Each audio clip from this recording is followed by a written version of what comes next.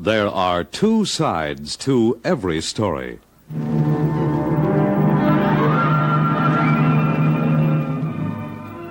The National Broadcasting Company presents the vivid drama of life itself. Broadcasting's original program of Mediation, the court of human relations. And now the man who has familiarized millions of people with the idea of mediation helped to make it a creative force in American life. A.L. Alexander. It is clear there can be no human progress in any phase of life without some degree of concession and compromise. And in these times of sharp tension, the purpose here is to illuminate areas of friction and pressure in our human relations that tend to interfere with happy and harmonious living. Now, you are now about to witness an actual mediation proceeding with both sides, the actual persons involved, agreeing to abide by the decision. We welcome our distinguished mediators who have that happy faculty of getting to the heart of a matter, reducing what appears to be a complicated situation to its essential elements. One of the most colorful personalities of our time, whose recent book, The Anatomy of Me, keenly and often amusingly dissects as well our life and times, Miss Fannie Hurst.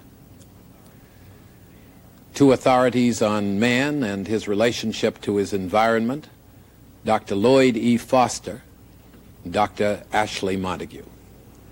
Now, this is case number 4996, and here is the complainant.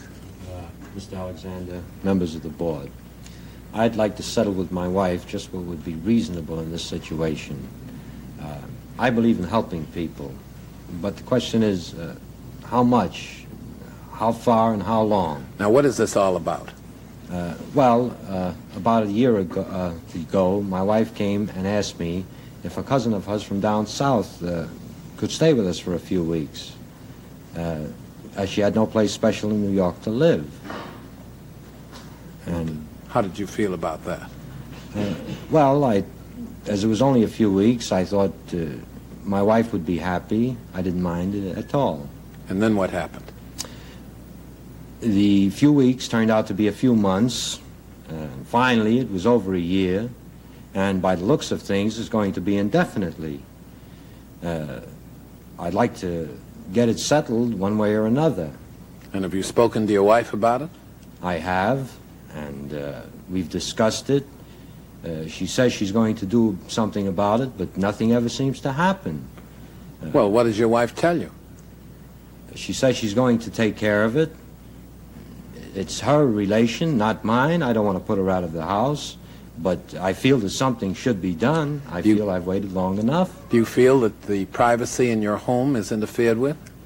Well, that's another thing. I can't stand up. I can't sit down. Any place I go, the woman is there. I've been forced to get a second television. I've even been forced to have another living room. Anytime I want to come home after a hard day's work, there's no place to sit. Has there been any tension between your wife and yourself? It's created a lot of unpleasantness between my wife and myself. It's a sore spot. We can't seem to settle it. Have you been able to come to any specific understanding with your wife? No. None whatsoever. And is that why you're here? Yes, that's why we're here. We'd like to settle it and bring it to a third party. And well, now, before we hear from the wife, suppose we hear from the person that's been discussed here, the visitor from the South. Now, what about your position? Well, I feel that I'm entitled to be heard, too, in this matter. About a year ago, I came to live with my cousins, with their very kind consent, of course, in order to save expenses and have a place to live so that I might go about the business of trying to get into the theater, which is something very close to me. Well, now, at the time you came and started to live with them, was there any discussion, any commitment as to time, one way or the other? No, sir. They didn't question me, and I didn't question them. And do you appreciate what they've done? Yes, I certainly do. They've been very kind to me, and all I can say is that I'm very grateful, and I'm just trying to make my way in the theater. And you're enjoying your stay there? And Oh, yes. well, now, we're going to hear from you in a moment, and I'm sure that there are some questions we have that you can answer, but in the meantime, we'd like to hear from the wife. What my husband says is true.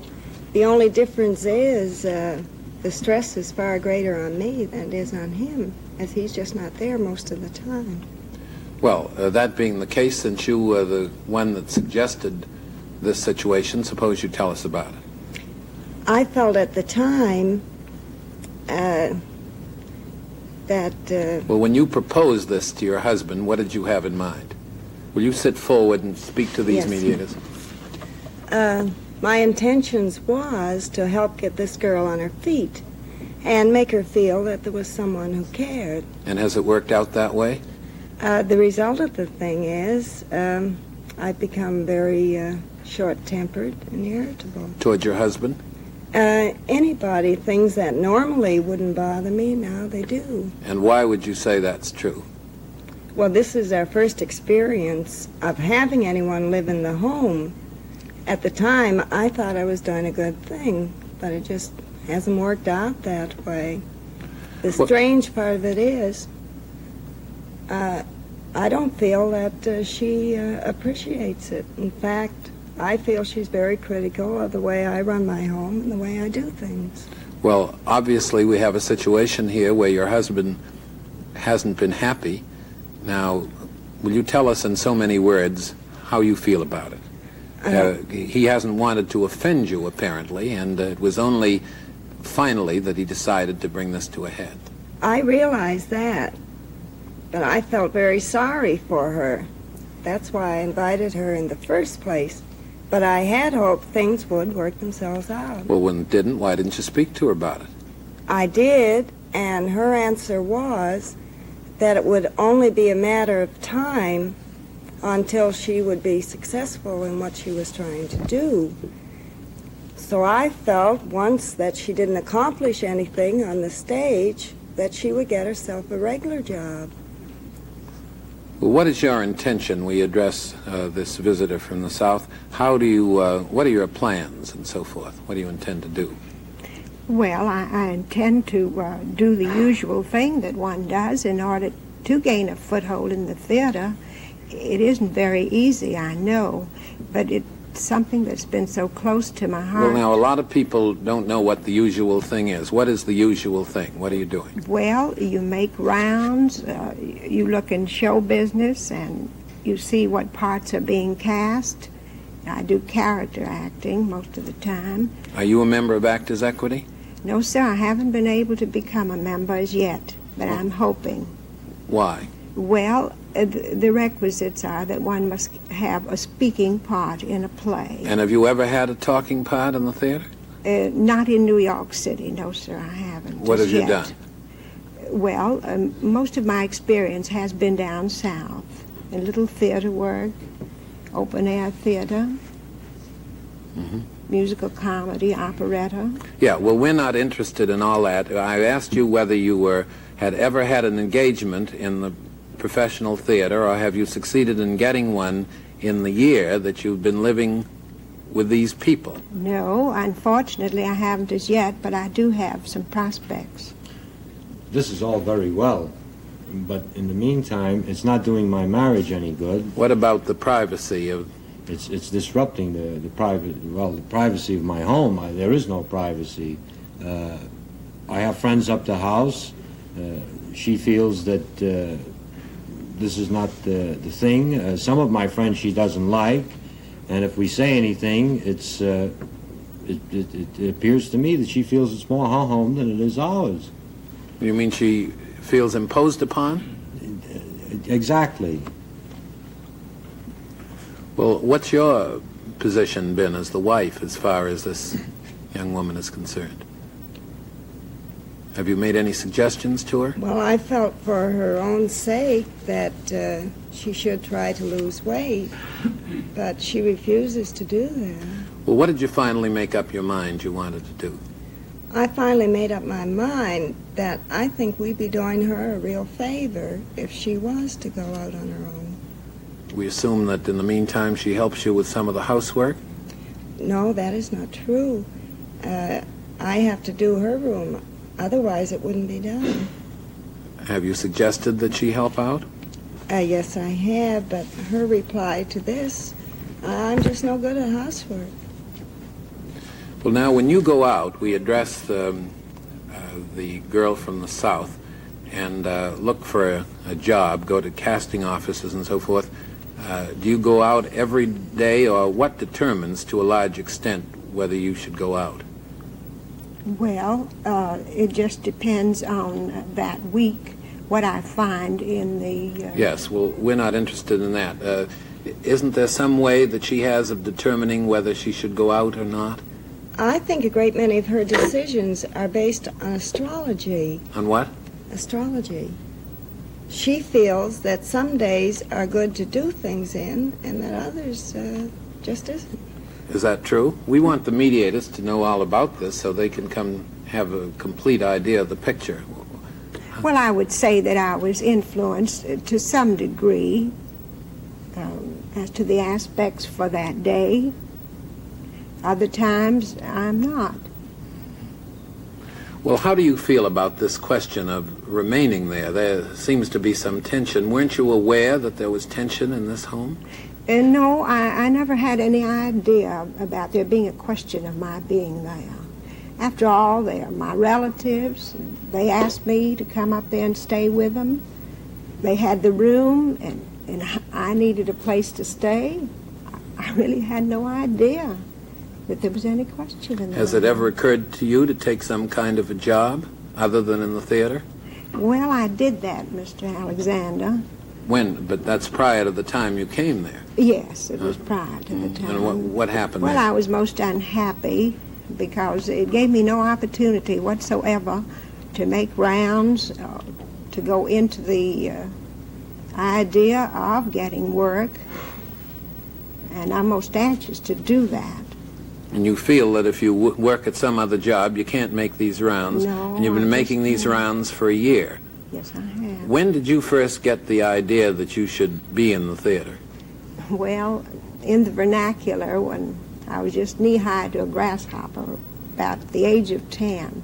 Were you very successful then in the theater? Well, yes, I had leading parts most Leading of the lady? time. Yes. School plays, little theater. I've been told all my life I belong in the theater. And then you had experience in the little theater and women's organizations Yes. and so forth. Yes, I did. And Clubs. then all these years you've hoped to get into the theater, and now you're Professionally, yes. concentrating on that. Yes, I and you am. don't want to take any other job because you feel that you'll miss an opportunity. That's right. Now, while you're in this home, what about this question of helping out with the housework and so forth? Well, I must admit, frankly, I'm not too domesticated and not much of a cook either, I'm afraid. But I was under the impression that I did help some. Is that true? Perhaps not enough. No, it's not true. Can't hear you. No, it isn't true. Do you, did you ever notice any irritation on the part of your cousin's husband? Any concern about your being there? Well, recently I think I've sort of sensed a little something about him, perhaps about both of them, but I just attribute it to, you know, their own reasons, their perhaps business troubles or worries of some sort. It never occurred to you that it might pertain to you in any way? No, sir, it never occurred to me at all. Never occurred to you that you might help out at all during the year? Do we understand that you don't pay anything for food or lodging? No, not at the moment. And what was your intention, that when you made good in the theater, that you would then Yes, compensate sir, I would them? be most happy to do so. This is all very well, you know. But after all, what was supposed to have been a couple of weeks is now turned into over a year. And it's ruining my marriage. And I would like to see this woman out on her own 2 feet. And I don't feel we're doing her any good at all by letting her stay in this position? Well, I've made up my mind that it's to the point where it's her or my marriage, and I would imagine I'll have to think of my marriage. And we address the lady from the South. Do you say that during all this time you had no intimation whatever that you were there, sort of had worn out your welcome? No, I must have been quite naive, but I see I must have become a persona non grata. I'll just have to think of something else to do. Now, you understand that there's no intention here to embarrass you in any way, but this matter for mediation came to our attention, and your cousin's husband tells us that he has tried to impress upon his wife for a long time that something should happen here, and his wife told us that she found it difficult to bring the matter to a head, and that's why we invited you to take part. Has there been any breakage of any kind? Bad friends or anything No, like that? I mean bad china. Well, one item, yes. Very valuable? Yes, it was. It was a Chinese lamp. And you didn't want to make an issue of that? Was that the idea? Well, she thought it was kind of silly, as it was just a knick-knack to her around the house.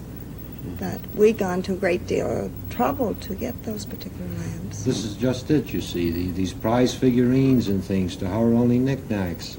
Our pet is a nuisance to her. After all, this is my home. I don't mind a few weeks or a few days, but this is dragged out into over a year. I mean, the woman must be able to stand on her 2 feet. We're not actually doing her any good. I feel we're doing her much more harm by leaving her in this situation constantly and continually. There must be a solution where all three of us won't feel hurt. Yes, well, we want to ask you, you are capable of doing other work, are you not? Yes. Do you feel that your professional status, well, actually, you haven't had any professional status, but do you feel that your status as an actress would be affected if you were to take any other job, let's say as a secretary or a typist? No, I don't feel that way about it. I'm not that proud. Well, then why don't you do it? But the point is that it would just leave me no time at all to develop this other facet of going about, seeing agents, trying out, auditioning. What There are else a lot do you of things to be What else done. do you do with your time? Well, I read, I declaim, I have a violin I practice, I walk a good deal. And you live here with these people, Yes. and this has been going on for over a year. Yes, comparatively, Well, of course, my immediate reaction is just an open and shut case, but I am not looking at it quite that way. This lady has that dedication of spirit to a dream, to a vision, to a glory, and she's hung on to it through the years. But it is utterly incomprehensible to me as an individual listening to you to realize, my dear, the lack of sensitivity. Now, I hope you're realizing it now. Your relatives here have spoken in words of one syllable what you are doing to their lives because you are clinging to your own vision and a dream with which I heartily sympathize. I can understand it. But you have really gone beyond all bounds. I think this pair of people have exhibited admirable restraint. Do you realize now, as you hear it here before the board, the extent to which you have jeopardized the married life of two very fine people? These people are troubled, they're bothered, their home life is out of shape because of your lack of sensitivity to what you're doing to two lives, because you are clinging to a dream. Can't you find it in your heart? I should think you would rather live in one room in a sub-cellar for your own dignity, for your own peace of mind, for your own sense of appreciation to these good people than to exist under a roof where you have really worn your welcome out. These are plain words. I don't want them to be hard words, but I think that you personally will feel happier if we all compromise with life, my dear. We all make compromises all through. This present compromise, it seems to me, that is demanded of you is to readjust your life, if only temporarily. You may get on your feet later. Go out and take a job and live under the dignity of your own steam and relieve what is an intolerable situation and certainly an injustice, not only to these good people, but to yourself. Dr. Montague, these situations, of course, have, we believe, universal application, and that's why we present them. Otherwise, they could be heard privately. So what have you to say about this kind of situation? Indeed, they do. No one, of course, has a right to squat in another person's home, whether that person live alone or be married or in whatever state his situation may be. And it was no less a person than Benjamin Franklin who pointed out that guests and fish after 3 days have pretty much the same odor. And I think most human beings are inclined to be aware of this fact and to do something without having to be pushed into doing it. Now, it seems to me, my dear lady, if I may say so, that you have been fixated on a dream, an early childhood dream, an unrealistic dream. Anyone who knows anything about the theater, particularly in New York, knows that it's one of the toughest things to break into. And with the kind of experience and background that you've had, there is really so little probability of your successfully doing so that I would think in terms of the realistic situation of, first of all, finding a firm rock upon which you can stand in a job which you can do, and then, if you still wish to persist with this dream, go ahead and try, but don't involve other human beings' lives in the process. No Dr. one Foster. has a right. It seems to me it's a case of measurement. How long does an invitation to a guest last? The invitation ends when the presence of the guest becomes a source of irritation and disturbance and friction. And I'm sure that this lady sees quite clearly tonight that the time has come when she should leave. And yet I don't think that we should imply that she should give up her ambition for the stage. That's something that's very deep set and legitimate, and you may still pursue it. But here's a human situation of a husband and wife that are troubled, their marriage is threatened, and I'm sure that she sees that she must act at once and must help them in that way. Well, to sum up, according to this board, it is clear that this young woman has a twofold obligation. First, to the cousin who befriended her and whose marriage certainly she doesn't want to place in further jeopardy, and secondly, to herself, that the methods she's using to further, in fact, begin a professional stage career are hardly effective. And it is established that within a reasonable period of time, time to be determined, perhaps before these people leave this chamber this evening, that she will make other arrangements, surely in her own interest as well as that of her relatives, toward a way of life a little more reasonable as well as a little more realistic. Nobody wants to be preached to, but I think all of us are looking for happier techniques of living. Surely among our benefactors are those who condense life's principles into a form easily impressed upon the mind. And it's been said that what seems luck to most people is only good judgment, promptness in seizing opportunities. If you have built castles in the air, your work need not be lost. That is where they should be. Now build foundations under them.